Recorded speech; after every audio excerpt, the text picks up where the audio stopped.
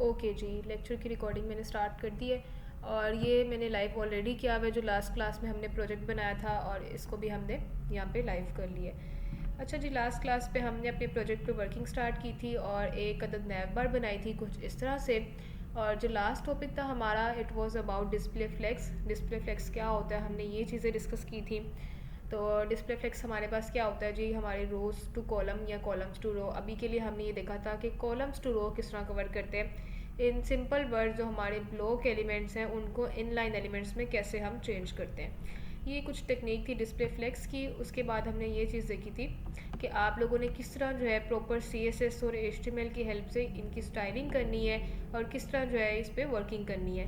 तो हमने एक अपना स्ट्रक्चर पे अगर जाएँ तो हमने ये वर्किंग की थी। एक मेन पेरेंट बनाया था, देन उस पर नैव बार पे वर्किंग की थी और एक लोगों की क्लास रखी थी, कुछ लिंक्स ऐड किए थे और एक बटन ऐड किया था।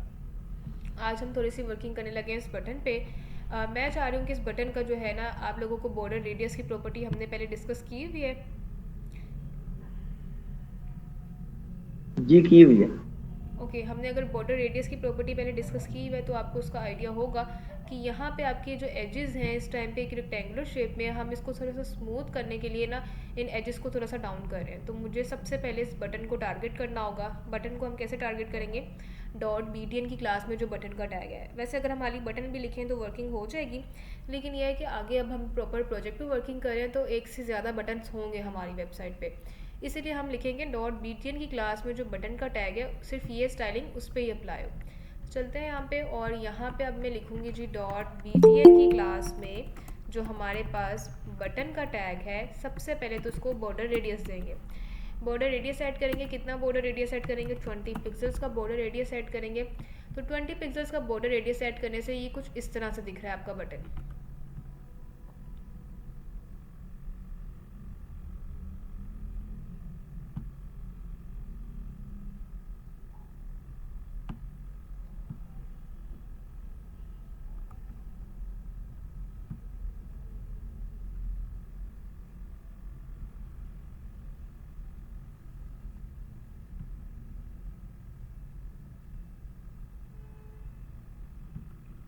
ओके जी, अभी हम ये चीज़ डिस्कस कर रहे थे कि हमारे बटन को बॉर्डर रेडियस ऐड किया है तो कुछ इस तरह से दिख रहा है। अब इशू ये है कि आपने जब बॉर्डर रेडियस ऐड किया है तो इसका जो बॉर्डर है ये बाय डिफ़ॉल्ट बॉर्डर हाईलाइट हो गया इसका, और इसके दरमियान स्पेसेस भी कम हो गए हैं। तो जब भी आप बॉर्डर रेडियस ऐड करते हैं फिर आप इसका बॉर्डर नन करते हैं ताकि बाय डिफ़ॉल्ट जो बॉर्डर है वो दिखे मत उसको। अब जो एक डार्क सा बॉर्डर दिख रहा है वो हम नन करने लगे हैं इसका। बॉर्डर हमने नन कर दिया है। अगर बॉर्डर इस तरह किया तो अब आपका वो जो चीज़ थी रिमूव हो गई थी। अब मुझे ये चीज़ करनी है कि बटन को इनसाइड स्पेस देनी है क्योंकि बटन की स्पेसेस बहुत कम हो गए बॉर्डर रेडियस ऐड करने से। तो फिर हम ये काम कर सकते हैं कि बटन को पैडिंग ऐड कर दें। यहाँ पे चलें और ये वाली वर्किंग ऐड करें। बटन पे अगर हम अपनी 8 पिक्सल्स या 7 पिक्सल्स की पैडिंग ऐड करें तो लेट सी के 7 पिक्सल्स की पैडिंग कुछ इस तरह से होगी। ठीक हो गया, हमने बटन पे 7 पिक्सल्स की पैडिंग ऐड कर दी है और ये प्रॉपर एक साइन अप का बटन यहाँ पे या साइन इन का बटन आप बना सकते हो इस तरह से। अगर इसके अलावा हम यहाँ पे index.html की फ़ाइल में एक और बटन बना लें, एक हमने साइन इन का बनाया है, एक साइन अप का बना लें अगर कुछ इस तरह से, तो यहाँ पे दोनों बटन्स की फंक्शनलिटी सेम होगी और दोनों बटन्स की वर्किंग भी सेम होगी क्योंकि हमने एक ही क्लास में रखा है और बटन हमारे पास एक इनलाइन एलिमेंट है। तो ये भी इशू नहीं होगा कि अगला बटन नेक्स्ट लाइन से बन रहा हो। इनलाइन एलिमेंट होने की वजह से दोनों साथ भी रहेंगे और दोनों पे सेम स्टाइलिंग रहेगी क्योंकि हमने उसी क्लास में उसको ऐड कर दिया है और दोनों की स्टाइलिंग जो है वो सेम ही ऐड रहेगी, वही अप्लाई होगी। अब मैं चाह रही हूँ कि यहाँ पे हमारा जो लोगो है इस लोगो के साथ अपनी कंपनी का एक नेम भी हम ऐड कर सकें यहाँ पे। तो अब वो ऐड करके देखते हैं किस तरह ऐड करना है कंपनी का नेम। index.html की फ़ाइल में चलते हैं। ये हमने ऐड किया हुआ लोगो जिसमें इमेज ऐड की है। इसके बाद जस्ट एक पैराग्राफ का नेम ऐड कर रही हूँ और मुझे बताएं कि हम अपनी कंपनी का क्या नेम रखें। Suggest a good name.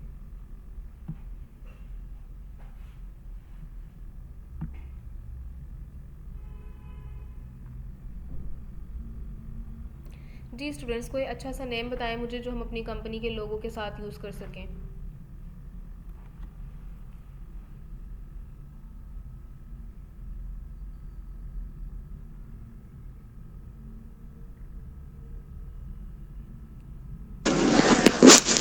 Ma'am doctors ma'am भी बना सकते हैं। ओके ठीक है, एनीवन एल्स? chico.com। ठीक है, अच्छा। लेकिन हम इसको क्यों मेरे ख्याल में माइंड में भी एक नेम है मेटा डी के नाम से। लेट्स सी कि वो कैसा लगता है अगर हम मेटा डी का नेम यूज़ करें, क्योंकि ये थोड़ा सा टेक्नोलॉजी वाइज हो जाएगी वेबसाइट और इसमें ब्लॉग्स वगैरह भी कवर हो जाएंगे। तो ये कुछ ठीक लग रहा है, मेटा डी का नेम हम यूज़ कर सकते हैं, ठीक है, we will go with meta D. लेकिन अब इशू ये है कि हमने एक पैराग्राफ का टैग यूज़ किया है और कंपनी का नेम नीचे आ रहा है, लोगो हमारा यहाँ पे टॉप पे है। हमें दोनों साथ चाहिए एक ही लाइन में। तो उसके लिए आपको पता है कि हमारे पास एक प्रॉपर्टी होती है डिस्प्ले फ्लेक्स की। डॉट लोगो को हमने ऑलरेडी टारगेट किया हुआ है। चलते हैं यहाँ पे और मैं डॉट लोगो का डिस्प्ले फ्लेक्स कर रही हूँ यहाँ पे। डिस्प्ले फ्लेक्स करने से क्या होगा, ये जो एक टाइम पे कॉलम पे हमें दिख रहे हैं दोनों चाइल्ड एक रो में आ जाएंगी कुछ इस तरह से। अब एक इशू यहाँ पे ये आ गया कि डिस्प्ले फ्लेक्स करने से आपका जो ये मेटा डी का नेम है ये बहुत ऊपर आके बॉटम के साथ मिल गए नैब बार के। जैसे क्लास में आप लोगों के लिंक्स अबाउट कॉन्टैक्ट और सर्विसेज भी बॉटम टॉप के साथ ऐड हो गए थे। तो हमने क्या किया था फिर अलाइन आइटम सेंटर्स की प्रॉपर्टी को यूज़ किया था ये कुछ। तो यही प्रॉपर्टी अगर मैं यहाँ पे भी यूज़ करके देखूँ कि क्या ये वर्किंग करती है, अलाइन आइटम सेंटर करेंगे और आपकी जो आइटम्स हैं ऑटोमेटिकली अब सेंटर अलाइन हो जाएंगे। अब मुझे इनके दरमियान अगर थोड़ा सा स्पेस भी ऐड करना है तो फिर ये काम कर सकते हैं हम। डॉट लोगो की जो क्लास है उसमें पी का टैग है, उसको आप मार्जिन ऐड कर दो। मार्जिन कितना ऐड करेंगे उसमें, हम इसमें अगर 4 पिक्सल्स का मार्जिन ऐड करके देखेंगे क्या 4 पिक्सल्स का मार्जिन ठीक काम करते हैं। तो बिल्कुल 4 पिक्सल्स का मार्जिन कुछ इस तरह से वर्किंग कर रहा है हमारे पास। आप लोग इसका राइटिंग स्टाइल भी चेंज कर सकते हैं, इसका फ़ॉन्ट साइज़ बोल्ड भी कर सकते हैं, फ़ॉन्ट वेट जैसे लास्ट क्लास में मैंने आपको फ़ॉन्ट की क्लास में समझाया था, हम वो भी करके देख लेते हैं। फ़ॉन्ट वेट इसका कर देते हैं जी बोल्डर कर देते हैं या बोल्ड, दोनों में से चेक करते हैं कौन सा ठीक लग रहा है। बोल्डर हमारे पास ठीक लग रहा है। अच्छा जी, यहाँ तक हमने एक प्रॉपर नैबर बना लिया जिसमें हमारे पास लिंक्स भी हैं, बटन्स भी हैं और हमारा आइकन भी है और कंपनी का नेम भी है। अब आज की क्लास में हम थोड़ी सी इसमें चेंजिंग करेंगे इन दोनों। अब आपको ये तो समझ आ गई कि नैब बार में बटन्स किस तरह ऐड कर सकते हैं, ये आपने सीख लिया। आज की क्लास में नैब बार में एक सर्च बार ऐड करके दिखाऊंगी और हमने अपने आइकन्स लगाना सीखने हैं कि किस तरह हम अपने आइकन्स ऐड करते हैं। एक ये हमारा काम है। दूसरा काम ये है कि इन दोनों में से हम कोई एक चीज़ यूज़ करेंगे। तो रिलेटिवली मुझे लगता है कि हम कंपनी नेम यूज़ करें या लोगो, कोई एक चीज़। या आप लोगों की सजेशन में आपको दोनों ही ठीक लग रहे हैं।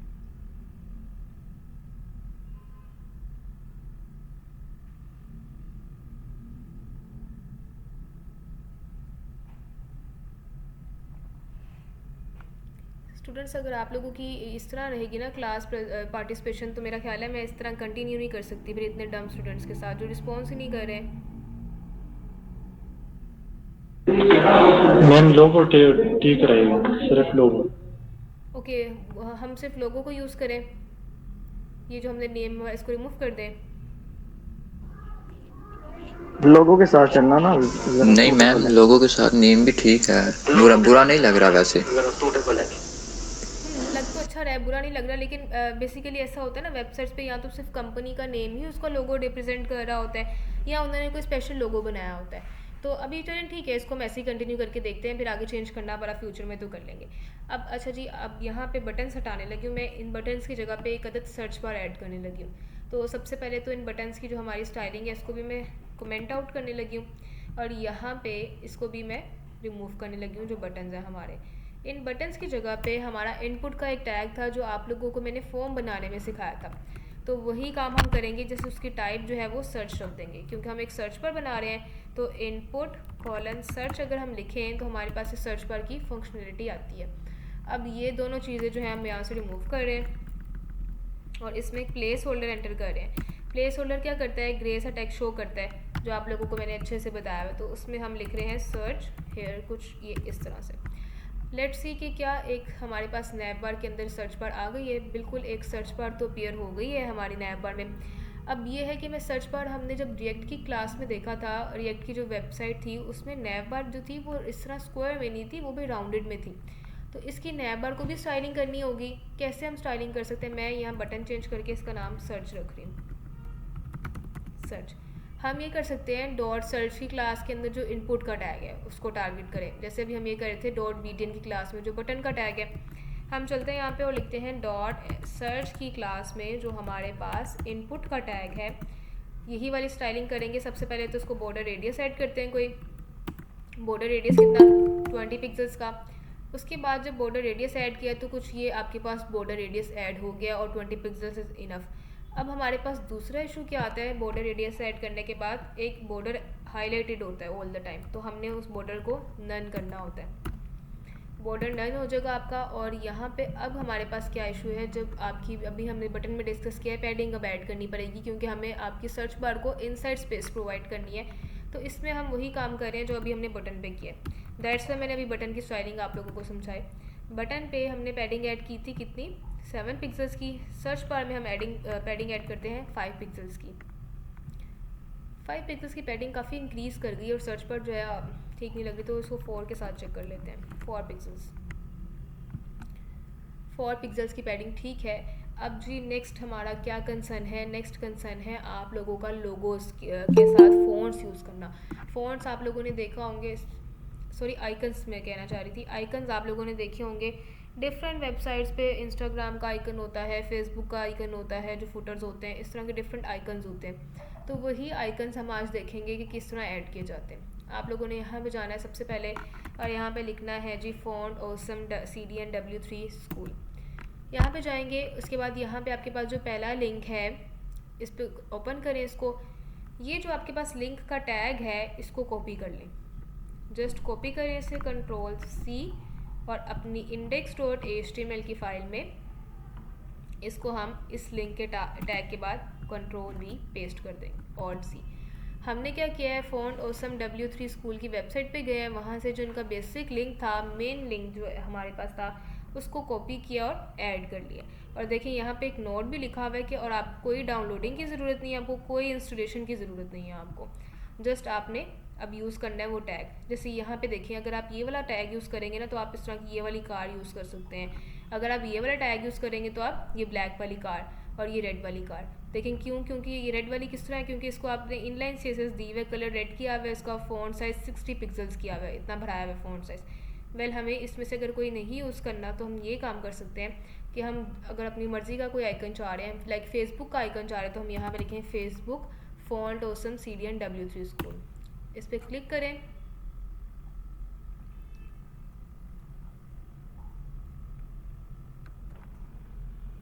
ओके जी, इस पर क्लिक किया, जो पहला लिंक आपके पास प्रोवाइड होगा उस पर क्लिक करना है आपने और उस पर मूव करें। हाँ जी, अब आपके पास फेसबुक भी उसी तरह 3 आइकन्स प्रोवाइड किए जा रहे हैं। एक बड़ा बेसिक्स है, एक कुछ स्टाइलिंग के साथ है और कुछ ये वाली वर्किंग है। हम बेसिक वाला यूज़ करेंगे। यहाँ से इसको जो पहला आई का टैग है उसको कॉपी करेंगे, Ctrl+C। मैम ये CDN क्या है जो आपने सर्च किया है? एक मिनट, ये जस्ट आपको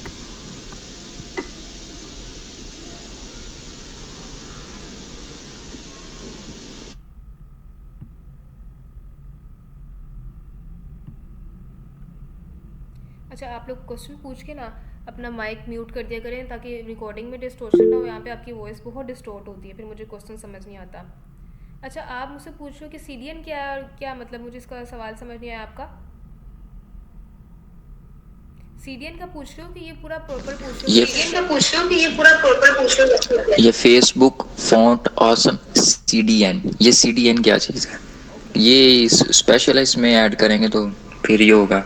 मैं बताती हूँ आपको। अच्छा, CDN बेसिकली आपके पास होता क्या है, एक कंटेंट डिलीवरी नेटवर्क होता है जो कि आप लोगों को अलाउ करता है कि सर्वर स्पीड अप करने के लिए, इस तरह की वर्किंग करने के लिए होता है, नेटवर्क टू नेटवर्क डिलीवर। लेकिन हमारा कंसर्न CDN के साथ नहीं है।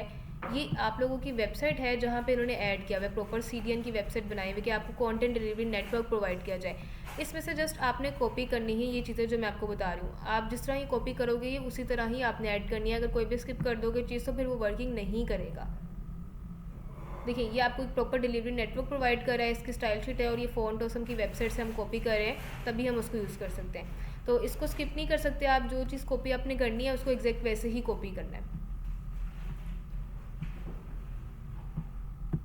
ओके, यहाँ से हम ये चीज़ कॉपी कर रहे हैं।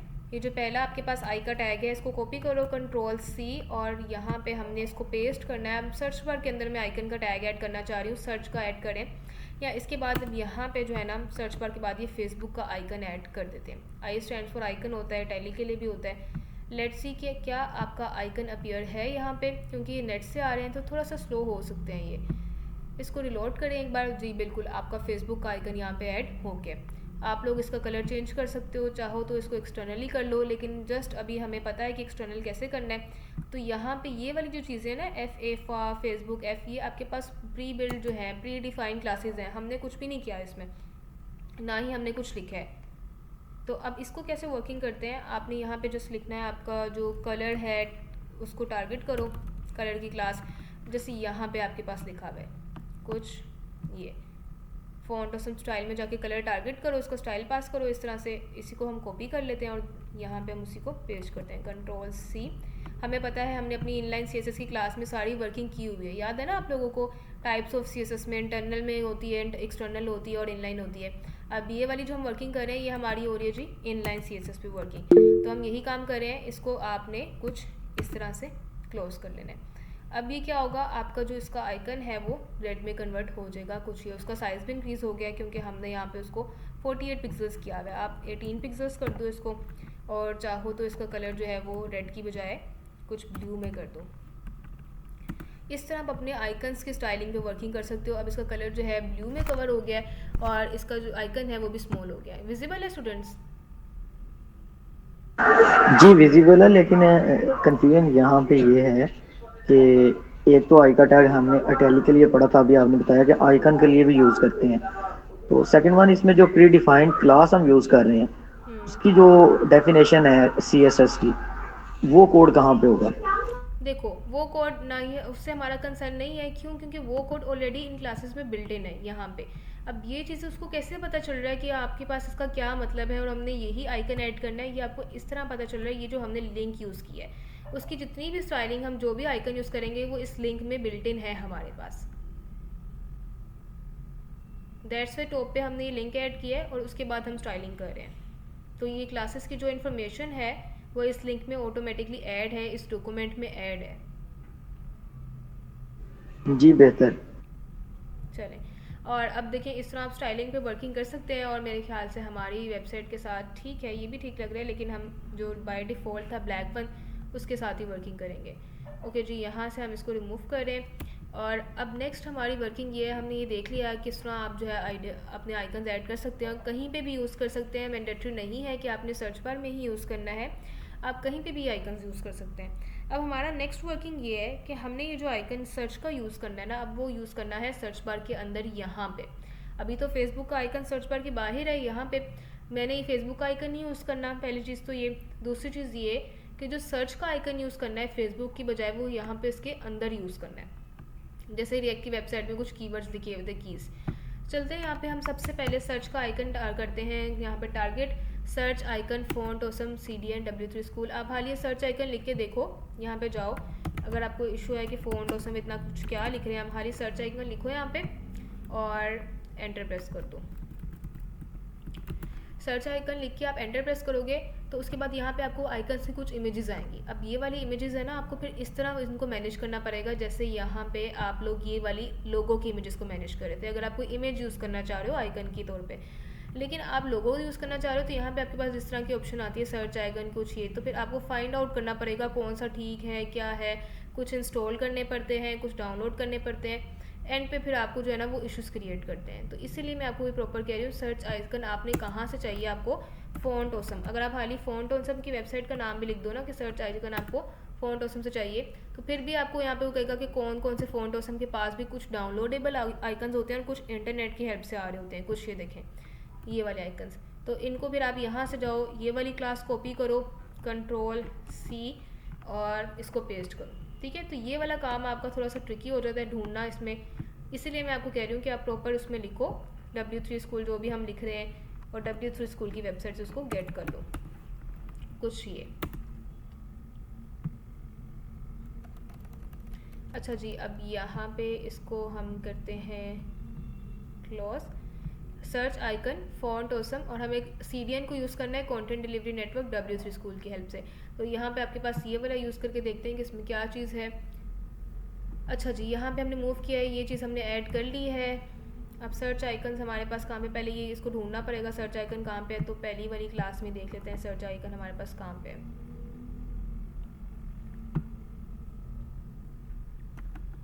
बिल्कुल पहली ही क्लास में इसने प्रोवाइड कर दिया आपको, यही वाला आइकन हम कॉपी करते हैं यहाँ से। और वैसे अगर हम आई का टैग यूज़ करेंगे तो ये हमारे पास इटैलिक को शो करता है, लेकिन यहाँ पे जो क्लासेस ऐड किए हुए हैं दैट्स वाई इसको आइकन के टैग में कन्वर्ट कर रहा है। अगर आप लोगों को कोई भी कन्फ्यूजन हो रही है कि क्या दोनों टैग में से कौन सा टैग उसको समझ आएगा। अब हमारे पास यहाँ पे जो है एक सर्च का आइकन आ जाना चाहिए फेसबुक की बजाय। ये रिलोड हो रहा है, बाकी चीज़ों को मैं यहाँ से क्लोज कर रही हूँ।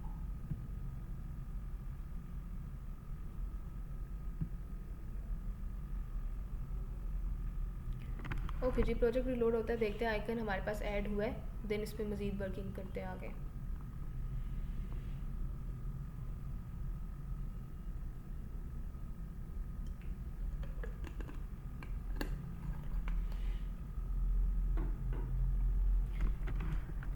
जी, ये आइकन तो अपेयर हो गया हमारे पास। अब इशू ये है कि हमने इस आइकन को यहाँ से उठा के सर्च बार के अंदर नेस्ट करना है। कैसे कर सकते हैं, क्या आइडियाज़ हैं आप लोगों के पास?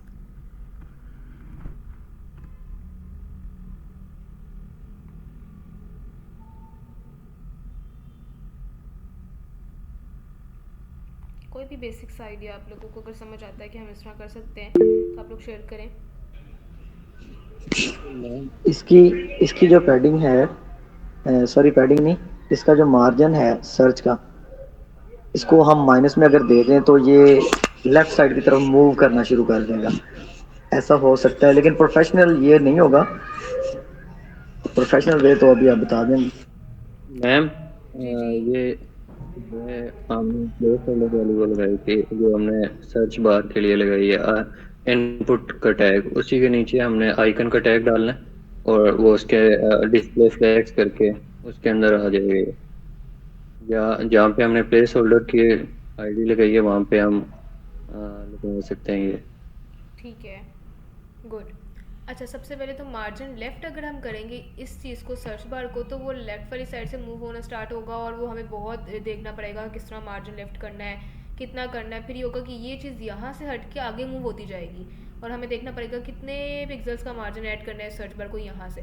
तो फिर ये प्रॉपर जो है इसमें आएगा और प्रॉपर देखना पड़ेगा, लेकिन वो टेक्निक हम यूज़ नहीं करेंगे। दूसरी टेक्निक डिस्प्ले फ्लेक्स हम यूज़ नहीं कर सकते यहाँ पे, क्योंकि डिस्प्ले फ्लेक्स क्या करता है, वो दोनों चाइल्ड्स को कॉलम से रो में कन्वर्ट करता है, जबकि जो हमारा ये दोनों चाइल्ड ऑटोमेटिकली एक रो में है। तो ये दोनों टेक्निक्स हम यूज़ नहीं कर सकते। वेल, बहुत अच्छी चीज़ है, आप लोगों ने सजेशंस दिए, अच्छे सजेशंस थे। पर यहाँ पे अब हमारा एक नया टॉपिक स्टार्ट होता है, उस न्यू टॉपिक की न्यू फाइल बना रही हूँ। अच्छा जी, अब जो हमारा न्यू टॉपिक है वो है positions.html के नाम से बना रहे हैं हम फाइल।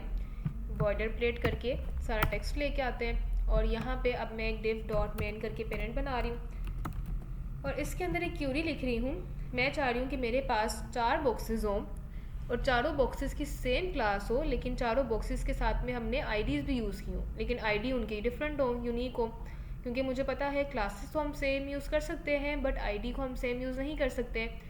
अब मेरा सवाल ये है कि मुझे चारों बॉक्सेस चाहिए, चारों बॉक्सेस की सेम क्लास हो, लेकिन चारों बॉक्सेस की डिफरेंट आईडीज़ हो, क्योंकि मैंने चारों बॉक्सेस को डिफरेंट स्टाइलिंग देनी है।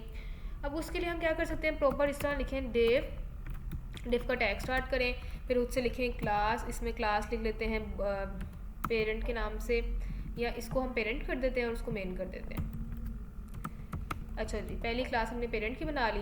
अब इसको फिर मेन लिखें, उसके बाद फिर हम आईडी का एट्रीब्यूट स्टार्ट करें और इसमें हम लिखें जी box 1, आईडी हम इसको क्या दें, box 1, कुछ ये काम करें।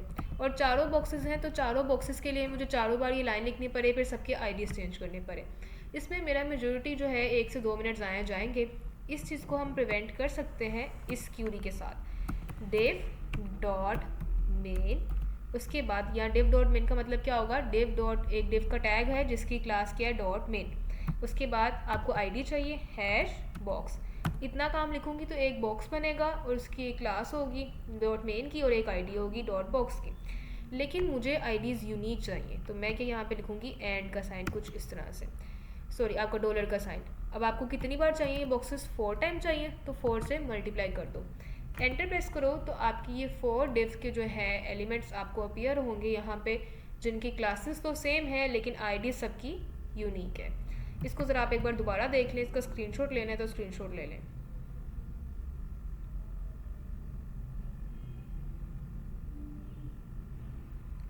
ओके, आप 5 टाइम लिखेंगे तो 5 बॉक्सेस आ जाएंगे, जितनी वैल्यूज़ लिखेंगे उतने बॉक्सेस आ जाएंगे।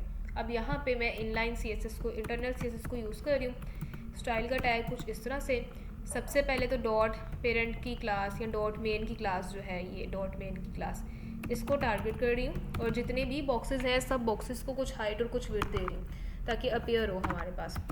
सब बॉक्सेस को हाइट दे दी। हाइट हम कितनी करें, 100 पिक्सल्स की कर लेते हैं या 120 पिक्सल्स। और वेट हम क्यों यूज़ कर रहे हैं, ताकि उनकी एक प्रॉपर मेंटेनेंस रहे। हाइट और वेट दे दी। अब जितने बॉक्सेस हैं सब के सब बॉक्सेस को जो है मैं सेपरेट कलर देने लगी हूँ। Hash box 1 for the first box, इसका जो बैकग्राउंड कलर है वो हम करने लगे हैं डार्क कलर्स यूज़ करें, ब्लू। देन हमारे पास आता है जी नेक्स्ट हैश बॉक्स 2, इसका बैकग्राउंड कलर हम क्या यूज़ कर रहे हैं, ब्राउन।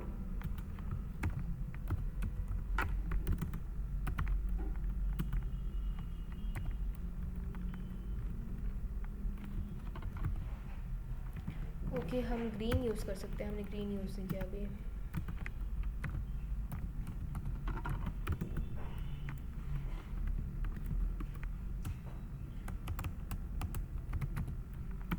इस बॉक्स का बैकग्राउंड कलर हम यूज़ कर लेते हैं डार्क कलर्स हमारे पास हो गए, रेड भी हो गया, ग्रीन भी हो गया, ब्लू भी हो गया, ब्लैक को यूज़ कर लेते हैं। ठीक हो गया जी।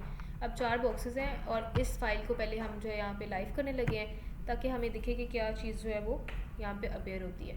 4 बॉक्सेस हैं, चारों डिफरेंट कलर के बॉक्सेस हैं। चारों ही बॉक्सेस एक रो में लाने हैं मुझे, तो मुझे उसके लिए क्या करना होता है, डिस्प्ले फ्लेक्स करना होता है। किसको, पेरेंट को।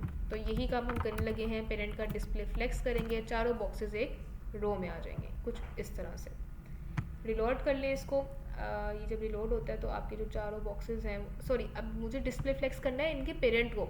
तो इन सब बॉक्सेस का पेरेंट क्या है, डॉट पेरेंट की जो क्लास है। हमें डॉट पेरेंट की क्लास को टारगेट करना है, डॉट मेन की क्लास का डिस्प्ले फ्लेक्स नहीं करना। कंट्रोल X यहाँ से हटाया और डॉट पेरेंट की जो क्लास है उसका डिस्प्ले फ्लेक्स कर दूँ। डॉट पेरेंट की क्लास का डिस्प्ले फ्लेक्स किया, सारे के सारे बॉक्सेस आपके एक रो में आ गए हैं। अब हमारे पास ना पोजीशंस की बाय डिफ़ॉल्ट जो टाइप्स होती हैं वो 5 किस्म की पोजीशंस होती हैं। यहाँ पे मैं कमेंट टाइप कर रही हूँ। सबसे पहले आपके पास आती है स्टैटिक,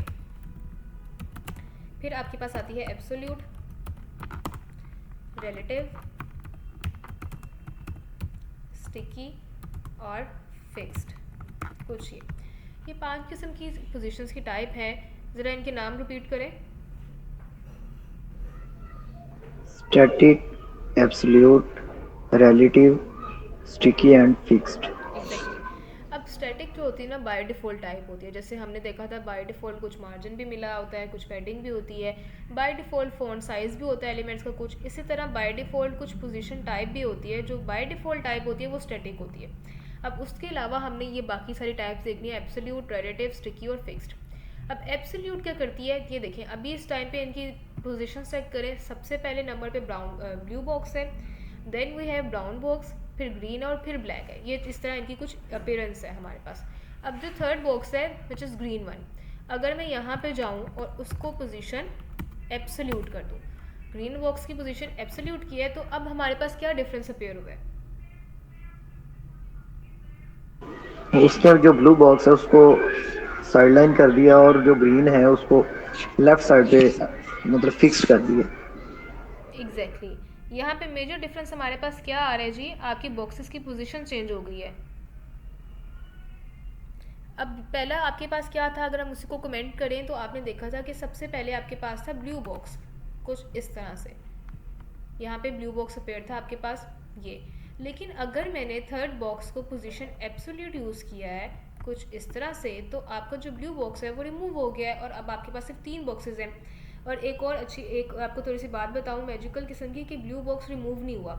जो ग्रीन बॉक्स है उसने ओवरलैप कर दिया ब्लू बॉक्स को, मतलब ब्लू बॉक्स जो है वो उस पोजीशन पे ही है, लेकिन ग्रीन बॉक्स जो है वो भी ब्लू बॉक्स की पोजीशन पे आ गया। कैसे, इसको अगर हम ज़रा चेक करें किस तरह, जब हम पोजीशन की प्रॉपर्टीज़ यूज़ करते हैं ना, तो फिर बॉक्सेस को या किसी भी एलिमेंट को मूव करने के लिए हम मार्जिन नहीं यूज़ करते, हम यूज़ करते हैं टॉप, बॉटम और लेफ़्ट राइट की प्रॉपर्टीज़। अगर मैं इसको टॉप से 20 पिक्सल्स दूँ तो इसका मतलब है इसको टॉप से 20 पिक्सल्स का मार्जिन मिलेगा। अब देखिए ये टॉप से 20 पिक्सल्स रिमूव किया है, तो नीचे आपको ब्लू बॉक्स दिख रहा है, विजिबल है। विजिबल है। बिल्कुल ऐसे ही है। उसके बाद अगर मैं इसको लेफ़्ट से भी मार्जिन दे दूँ कुछ ये, अगर बॉटम से देंगे तो फिर नीचे से मूव करेगा, राइट से देंगे तो फिर राइट साइड से। लेफ़्ट से भी 20 पिक्सल्स का मार्जिन ऐड कर दें तो ये अब लेफ़्ट साइड से भी मूव कर रहा है। तो ये क्या कर रहा है, ब्लू बॉक्स नीचे अवेलेबल विजिबल था हमारे पास, उसी प्लेस पे था, लेकिन जब हमने थर्ड बॉक्स की पोजीशन एब्सोल्यूट की है तो उसने ब्लू बॉक्स की पोजीशन पे कवर कर लिया, वहाँ पे जाके स्टे कर रहा है। अब पोजीशन एब्सोल्यूट करते हैं ना जब हम किसी एलिमेंट की, तो वो अपने पेरेंट के पास जाता है और वहाँ पे जाके फिर चेंजिंग करता है, जो हम उसको टॉप बॉटम लेफ्ट राइट की पोजीशंस देते हैं, फिर पेरेंट के पास जाके चेंजिंग करता है। ये होती है हमारे पास पोजीशन एब्सोल्यूट। पोजीशन एब्सोल्यूट किस तरह वर्किंग करता है, पेरेंट के पास जाता है और उसके हिसाब से वर्किंग करता है। अब उसके बाद जो हमारी नेक्स्ट पोजीशन आती है वो हमारे पास है पोजीशन रिलेटिव के नाम से। अब इसी ग्रीन बॉक्स को मैं अगर पोजीशन रिलेटिव कर रही हूँ तो फिर हमारे पास क्या डिफरेंस आता है, इज देयर एनी डिफरेंस?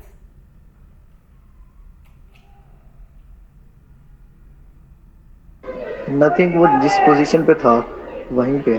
बिल्कुल कोई डिफरेंस नहीं है। डिस्प्ले रिलेटिव पोजीशन रिलेटिव करने से यहाँ पे कोई भी डिफरेंस नहीं आया। उसकी रीज़न ये है कि पोजीशन रिलेटिव पेरेंट के पास नहीं जाता। पोजीशन एब्सोल्यूट जो है वो पेरेंट को अप्रोच करता है, अपनी पोजीशन पेरेंट के पास लेके जाता है और फिर वहाँ से चेंजिंग करता है, जबकि पोजीशन रिलेटिव जो है वो अपनी उसी जगह पे स्टे रहता है, पेरेंट के पास नहीं जाता। ये आप लोगों के ना इंटरव्यू क्वेश्चंस है और बहुत इंपॉर्टेंट टॉपिक है आप लोगों के आज की जो क्लासेस में बता रही हूँ आप लोगों को।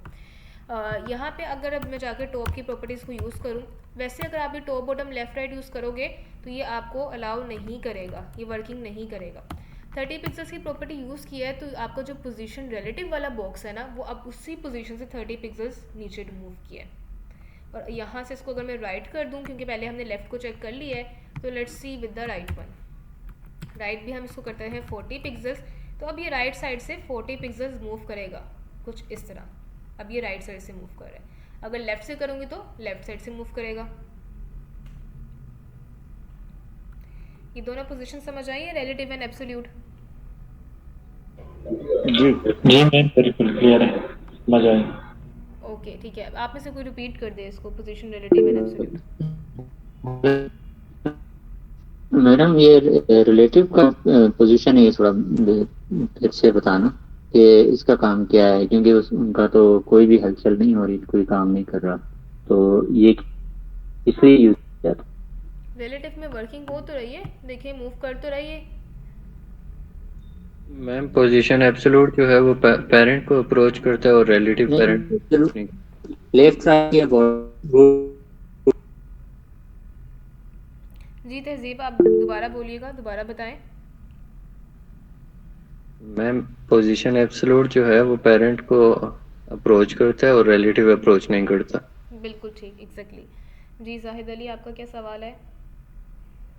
नहीं, सवाल तो नहीं है, मैं भी यही शेयर करना चाह रहा था कि जो पोजीशन एब्सोल्यूट है वो तो पेरेंट को अप्रोच करता है और वहाँ पे फिर हम टॉप लेफ्ट बॉटम से यानी जिस तरह भी उसको डिज़ाइन करना चाहते करते हैं। तो पोजीशन रिलेटिव जो है जो उसकी अंडरस्टूड होती है, जो हमने पोजीशन उसको दी होती है उसी पे रहता है। बिल्कुल ठीक, एग्जैक्टली। अब बाकी की जो पोजीशंस हैं हमारे पास उस पर चेक करते हैं। जो अब स्टिकी पोजीशन है वो किस तरह वर्किंग करती है, लेट्स सी।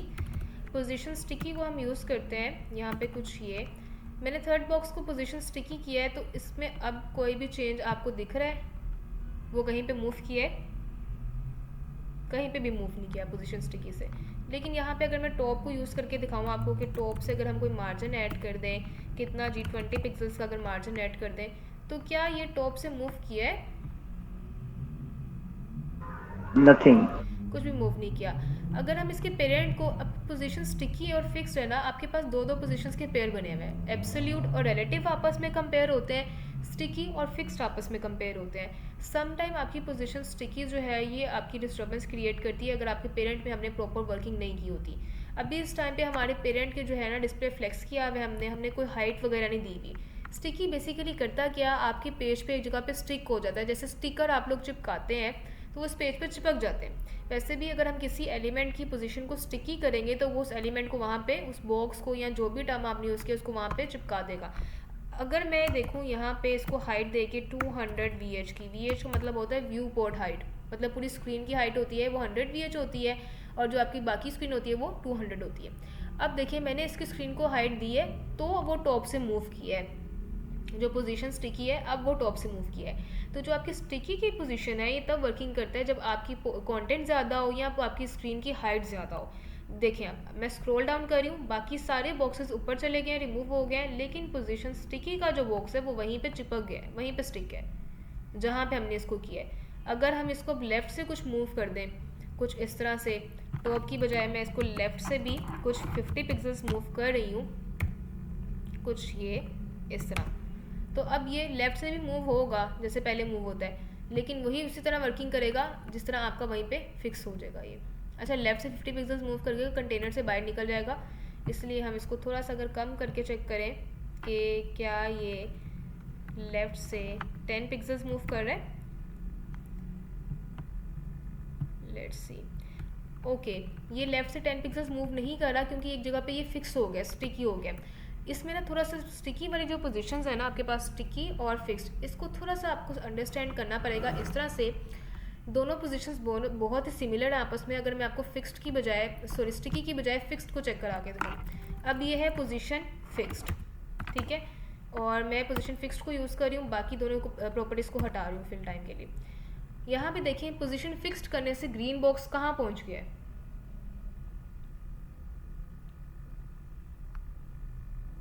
अगेन पेरेंट के पास। अगेन पेरेंट के पास। मैं स्क्रॉल डाउन कर रही हूँ, अब वो टॉप से भी मूव किया है और आपकी जो भी वर्किंग की है वहीं पे फिक्स है। मतलब ये बॉक्स आपका टॉप से मूव नहीं कर रहा, जो बाकी बॉक्स है ना ये आपके ऊपर जा रहे हैं, इसलिए आपको दिख रहा है कि ब्राउन बॉक्स, जो ब्लू बॉक्स है उसके पीछे पैर है, लेकिन वो हम स्क्रॉल डाउन करें ये बॉक्स भी वहीं पे फिक्स है। दोनों में डिफरेंस कुछ ये आता है, जो पोजीशन स्टिकी होती है ना वो पेरेंट के पास नहीं जाती है, वहीं पे स्टे करती है और वहीं से मूवमेंट करती है, जैसे पोजीशन रिलेटिव। लेकिन पोजीशन रिलेटिव ये होती है कि वो तो जितनी स्क्रीन की विड्थ होती है वहाँ तक हमें दिखती है, अगर हम स्क्रीन ऊपर की तरफ मूव करते हैं तो वो फिक्स नहीं होती है एक जगह पे। लेकिन आपकी जो पोजीशन स्टैटिक है वो फिक्स हो जाती है, चिपक जाती है स्क्रीन पे। इसी तरह आपकी पोजीशन एब्सोल्यूट है जो कि पेरेंट के पास जाती है और वहाँ से वर्किंग करती है, उसको अगर आप टॉप बॉटम लेफ्ट राइट की प्रॉपर्टीज़ दें। लेकिन जो आपकी पोजीशन फिक्स्ड है वो पेरेंट के पास तो जाती है पर एक जगह पे फिक्स्ड हो जाती है। इसको अगर हम वो वाली प्रॉपर्टीज़ लेके देखें, टॉप से मैं इसमें ऐड करी हूँ 50 पिक्सल्स, टॉप से हमने 50 पिक्सल्स ऐड किया, ये टॉप से मूव किया है। इसको हम लेफ़्ट से अगर ऐड करके देखें, लेफ़्ट से हम इसमें ऐड कर रहे हैं 50 पिक्सल्स कुछ ये, तो ये आपके पास लेफ़्ट से भी मूव किया है। दोनों का कंसर्न समझ आया, वो क्यों लेफ़्ट से मूव नहीं कर रहा था हमारे पास, क्योंकि वो पेरेंट्स के दरमियान नेस्ट हो गया था पोजीशन स्टिकी। ये कहीं पे भी नेस्ट नहीं है तो पेरेंट के पास जाके ये ऑटोमेटिकली वर्किंग कर रहा है वहाँ से। ये है आपके पास पोजीशन फिक्स्ड, और इससे पहले हमने देखी स्टैटिक। अब यहाँ पे इनका रोल कहाँ पे आता है हमने डिस्कस तो कर लिया है, आप मेजॉरिटी कहीं पे भी इसको यूज़ कर सकते हो, लेकिन आपने वेबसाइट्स को विजिट किया होगा, वहाँ पे आपके पास ना एक ऑप्शन, एक बॉक्स सा बना रहा था, एक बटन सा बना रहा था जो ऑल द टाइम फिक्स ही रहता है पूरी की पूरी वेबसाइट पे। ऑल तो आप कितना भी स्क्रॉल कर लो, कितना भी स्क्रॉल अप कर लो या कितना स्क्रॉल डाउन कर लो, आप उस पर क्लिक करते हो तो चैट करने की अपॉर्चुनिटी आपको अलाउ करता है कि आप चैट विद अस का, इस तरह चैट बोर्ड्स होते हैं। तो वो वाली जो चीज़ें होती हैं ना वो पोजीशंस की हेल्प से की होती हैं। अब ये है कि पोजीशन फिक्स्ड कहाँ पे यूज़ करना है और स्टिकी कहाँ पे यूज़ करना है। फिक्स्ड मैं आप लोगों को यही प्रेफर करूँगी कि आप लोगों ने इस तरह के बटन्स अगर फिक्स्ड करने हैं तो वहाँ पे यूज़ कर लो। पोजीशन स्टिकी हम मेजॉरिटी यूज़ करते हैं नैव बार को स्टिक करने के लिए। जैसे ये वेबसाइट पे चलें, W3 स्कूल की वेबसाइट हमने अभी विजिट की है। ओके नहीं, हमें हाल W3 स्कूल की वेबसाइट पे जाना है, यहाँ पे कुछ भी उसमें से नहीं गेट करना कुछ ये। W3 स्कूल्स एक प्लेटफॉर्म है हमारे पास, इसकी वेबसाइट पे अगर हम जाएं और यहाँ पे स्क्रॉल डाउन करें तो देखें नैव बार जो है ये ऊपर फिक्स्ड है। हम कितना भी नीचे कर लें आपकी नैव बार जो है वो चेंज नहीं हो रही है, ये ऊपर फिक्स्ड ही है, ऑल्दो हम at the end of page पहुँच जाएँ, नैव बार हमारी फिक्स है। तो ये वाली जो फिक्स वाली वर्किंग है ना आपकी, ये आप जैसे W3 स्कूल की है, रिएक्ट की वेबसाइट पे भी था और भी दूसरी वेबसाइट्स हैं, तो ये वाली फंक्शनलिटी हम अचीव करते हैं पोजीशन स्टिकी की हेल्प से। कोई रिस्ट्रिक्शन नहीं है कि आपने स्टिकी ही यूज़ करनी है, आप फिक्स्ड भी यूज़ कर सकते हैं, लेकिन यह है कि मेजॉरिटी टाइम हम स्टिकी को यूज़ करते हैं। अच्छा, अब हमारे पास जो आइकन है इसको अब मैं ठीक करूँगी पोजीशंस की हेल्प से। हमने देखा हमारे पास यहाँ पे पोजीशन एब्सोल्यूट क्या है, रिलेटिव क्या है और ये सब चीज़ें क्या है। ये आइकन इस टाइम पे यहाँ पे है, अगर मैं पोजीशन एब्सोल्यूट यूज़ करूँगी तो ये पेरेंट के पास पहुँच जाएगा। मैं यही काम करने लगी हूँ। डॉट सर्च की क्लास में जो आई का टैग है हमारे पास, डॉट सर्च की क्लास में जो आई का टैग है उसकी पोजीशन आप एब्सोल्यूट कर दो। कुछ ये पोजीशन एब्सोल्यूट करेंगे, इसको लाइव करते हैं।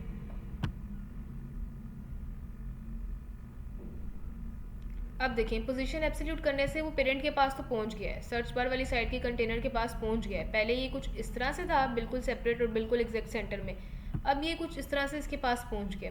क्या इसको अगर मैं राइट से मार्जिन दूँ, कुछ ये काम करूँ, राइट से इसको पोजीशंस मेजर करें कितना, अगर हम इसमें 50 पिक्सल्स ऐड करें, लेट्स सी कि कितना मूव करता है। राइट से ऐड करने से भी यहाँ से मूवमेंट स्टार्ट करेगा, ठीक है, वो मूव किया है, तो हम इसको थोड़ा सी वैल्यू और बढ़ा दें। अगर मैं 150 पिक्सल्स कर दूँ, 150 पिक्सल्स करने से बिल्कुल वो आपकी जो सर्च बार है उसके अंदर तो पहुँच गया। हमें 150 पिक्सल्स बहुत ज़्यादा है, यूज़ नहीं करने।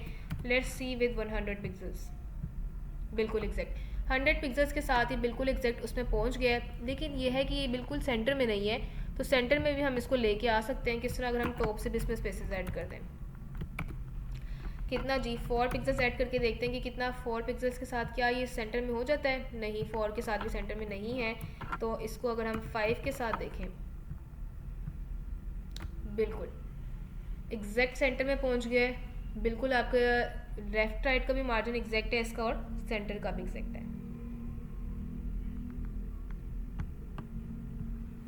इसमें हम कॉमा लगा के इसको क्लोज कर दें, वैसे इशू कोई नहीं है।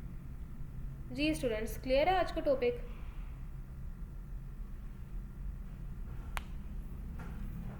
यस मैम, क्लियर है। किसी का कोई सवाल है?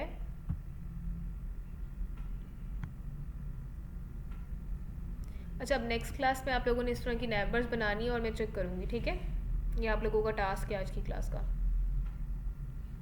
ओके मैम, बट ये जो आपने मार्जिन दिया है इसे टॉप से ना, इधर हम अलाइन आइटम सेंटर भी कर सकते थे ना। नहीं, अलाइन आइटम सेंटर जो वर्किंग करेगा ये डिस्प्ले फ्लेक्स के साथ हम करेंगे ना। अलाइन आइटम सेंटर करने वाला रोल नहीं है। मैंने देखो हर टॉपिक आपको मैंने कहा था उस तरह समझाऊंगी जो प्रोजेक्ट रिलेट कर रहा हो। हम इसको किसी तरह और भी बहुत से तरीके होते हैं कर सकते हैं, लेकिन ये टॉपिक समझाने का मकसद ये था कि आपको ये चीज़ें कवर अप करना है किस तरह। अगर आप इसका अलाइन आइटम सेंटर करते हो, लाइक ये चीज़ आप कह रहे हो कि हम हटा दें टॉप वाला, ठीक है, कुछ ये काम करते हो, अलाइन आइटम सेंटर कर देते हैं इसमें। पहली चीज़ तो ये जो हमारी लाइन आइटम सेंटर की प्रॉपर्टी है ये बिल्कुल हमारे पास यहाँ पे वर्क नहीं करेगी, क्योंकि हम पोजीशंस की हेल्प से इसको सेटिस्फाई कर रहे हैं, ठीक है। अलाइन आइटम सेंटर्स की प्रॉपर्टी जो है आपके पास डिस्प्ले फ्लेक्स में वर्किंग करती है।